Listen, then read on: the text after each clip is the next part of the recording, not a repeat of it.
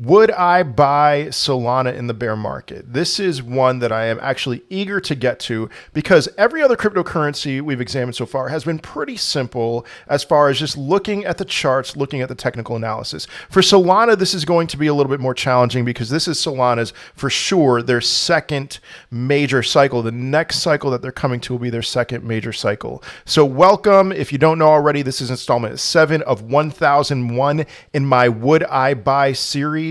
And we're going to take a look at Solana. And let's take a look real quick. I'm going to come back to this page because Solana is billed as a potential ETH killer.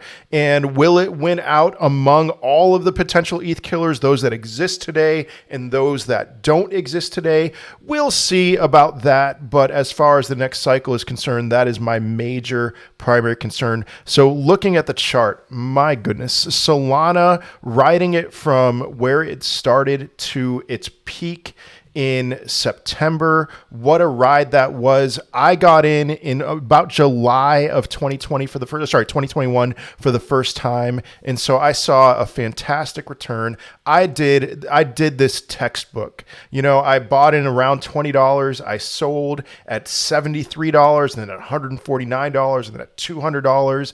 And I made great profits. Now, what did I do with those profits? Well, that's another question for another day. Some of it I cashed out. Others I put into other cryptocurrencies. But Solana, I did very well. But man, if you bought Solana even in December of 2020, you know, you would have seen something like a 250x at different times, you know, and if you bought it even earlier than that, my goodness, you would have seen just tremendous returns. This is one of the kings of the previous cycle, of the most recent cycle.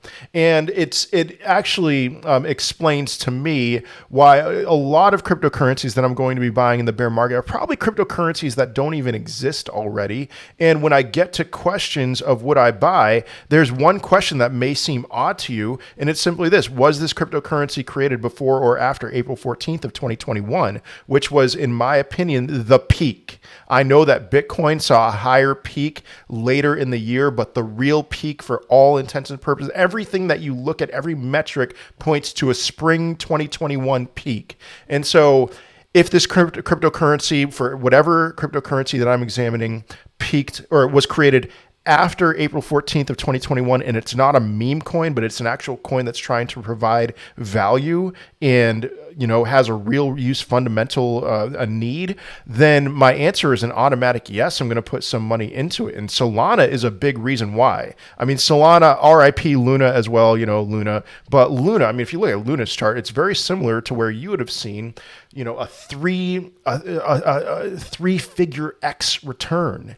And a lot of cryptocurrencies are going to do, not a lot of them, some of them are going to do what Solana did the previous cycle.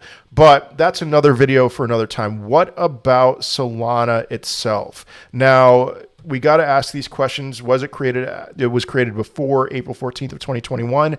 And question 2, if before, will the next cycle be the second, third, or fourth cycle for this cryptocurrency? This next cycle is going to be the second cycle for Solana. So the reason why I asked this question is because if third or fourth, we can see a simple question. Did this cryptocurrency put in a higher high? We do not have the answer for that. We need to then ask ourselves, will this cryptocurrency put in a higher high next cycle? Because perhaps what we'll see over the next cycle would be something like a dead cat bounce or something like what EOS did. EOS, Bitcoin Cash, whatever, there's several cryptocurrencies. NEO, they did not put in higher highs this cycle, the current cycle that we're in. So would Solana be one of those? Would it not reach a new all-time high next cycle, or would it? That is a key question that I want to ask when I examine Solana. Now, there's certain things that give me hope for Solana. Yeah, it's labeled as an ETH killer. Transactions per second, superior to Ethereum. Average cost per transaction. This is a big one. Very much superior to superior to Ethereum. Now, there is a very very big elephant in the room when it comes to Solana, and that is simply that it crashes so much. They're having issues with their scalability. Now, I have talked to developers and especially analyzed some content from people who much more are in on the blockchain application, the development side of things. And there's one in particular who I really trust who's like, yeah, that is just a part of building the ecosystem. But the transactions per second, superior to Ethereum, the cost per transaction, scalability, will they be able to scale? Take it for what it's worth. This particular developer thinks that Solana will be able to overcome the fact that they've crashed a handful of times. And so, all right, I will take that for what it's worth, and I will not weigh that too heavily as a negative against Solana. There are potentially issues, but the ecosystem is growing. There is lots of the potential when it comes to building on Solana's platform. I covered that a lot in my bear market buying guide. Check that out. There's a link in the description. $27 one-time fee for 4 hours of content. I think it's worth it. And so the question, Solana, a few things that I want to get into here. It is its second cycle, so we need to scroll down here and ask some other questions. If the upcoming cycle is going to be this crypto's second cycle, then we need to examine some other factors, which leads us to the second major category, the tokenomics.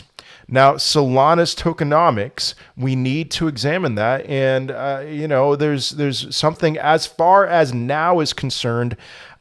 I'll be honest, I'm not a huge fan of Solana's tokenomics. Let me show you what I'm seeing here. There are currently 315 million SOL in circulation with a total supply of 511 million. Additionally, Solana distributes a fixed amount of inflation-based rewards, et cetera, et cetera. Did I miss it?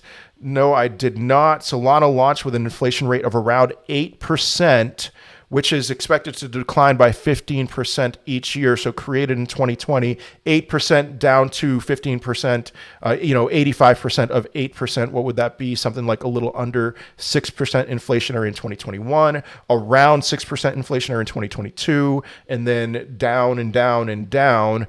A downward trend that will decrease until the rate increases 1.5% annually, which is where it will remain.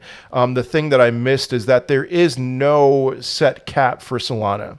A minor strike. I do like the idea of a 1.5% annual increase. I will take it, I suppose. But given where it is now, what is a comparable cryptocurrency to Solana? It's actually Dogecoin. I mean, if you understand Dogecoin's tokenomics, it sounds pretty scary in the beginning, where I say 10,000 new Doge are created every minute. Yeah, that sounds scary. 14.4 million a day, 5 billion a year. That makes it at its current supply, and this is going into perpetuity, that makes it at its current supply about 4% annual inflation rate. And so, think about that, 10,000 Doge created a minute. That sounds like, whoa, I would never touch such a thing. But Solana is more inflationary than Doge. Now, 6%, okay. It's not Cadena. Cadena's 15%. I've warned about Cadena, their tokenomics, at least for the time being. But 6%, I'm not too excited about it. I'm not too excited about that thing in particular. With that being said, I can live with 6%. That does make me think that if Solana does put in a higher high, I would not expect like a 10x from its current cycle to its next cycle peak. I would maybe not even expect a 3x. I would expect something. And do I think that Solana is going to put in a higher high? Gun to my head, I do think yes. And so, we're looking at, if it were to just touch its previous cycle all-time high, we're looking at an 8x based on today's prices. Can Solana go further down? Yes, it can. But one thing, given all of that in mind, all right, one thing that has me hopeful about Solana is I can't go to Magic Eden. Oh my goodness, I don't know what's going on with that. I think it might be on my end. Yeah, all right, Magic Eden is loading right now. All right, think about this. So those of you who have ever bought NFTs, I can't stand this. Ethereum's NFTs. Why buy an NFT on anything supporting Ethereum. I know we have layer 2 solutions that are in the works and all that, but man, you know, I once bought the very first NFT that I bought on Ethereum. I paid $30 for. I just, you know, threw out some money, and I paid more in gas fees, and the amount that it would have cost me to relist that NFT to sell it was even more. It was like something like $200 in Ethereum, and I'm like, no. So I'll take average cost per transaction 0.00025 over Ethereum. And so here's a question. Where are we in NFTs? Are we in like Bitcoin in 2011 or 2013? If so, then we have a lot more room to grow. Now, 99% of NFTs are absolute trash. I will grant you that. But if I'm going to be buying NFTs, I'm going to do it on Magic Eden, which is entirely Solana based. You know, I'm looking at their volume. Volume's not bad. Their total volume. I would rather do that. And I own some NFTs, and I own maybe like 4 or 5 Ethereum-based NFTs and something like 20 Solana-based NFTs. If I'm going to be buying NFTs and if I am going to introduce new people to the NFT space, I'm doing it on Solana. I'm not doing it on Ethereum. And I'm doing it on Solana over other places as well. You know, there are some NFT platforms that have been very much hyped, NFT platforms that I have said, no, even though it's cheaper per transaction than Solana, the support is not there yet. And so my money, if you think Solana is where if you think NFTs have a future, then in my opinion, Solana is the best bet as of right now. Everything that I've studied with ETH 2.0, they're not entirely solving this issue with their gas fees.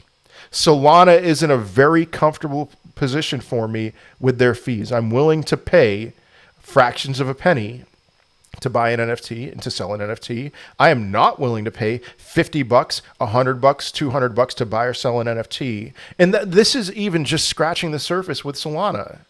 And so all that to say, would I buy Solana in the bear market?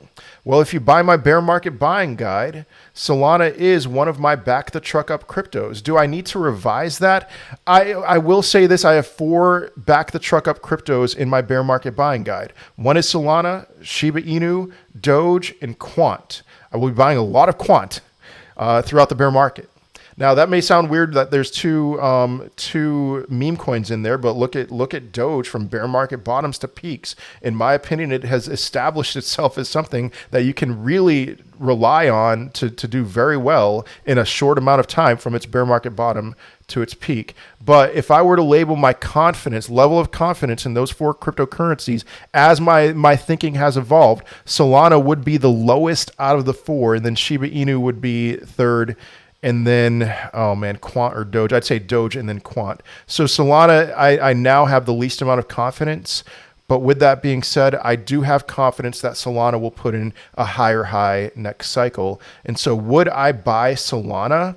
Yes. What is my level of confidence that Solana will reach a higher high? When I compare it to previous cryptocurrencies that I've analyzed, honestly, I have a lower level of confidence than those other cryptocurrencies. But I mean, we're talking about Bitcoin, Ethereum. We're talking about cryptocurrencies that I would say you would have a high level of confidence that those cryptocurrencies will reach a higher high next cycle. So my level of confidence greater than 50-50, but less than those other ones. So yes, I would buy Solana in the bear market.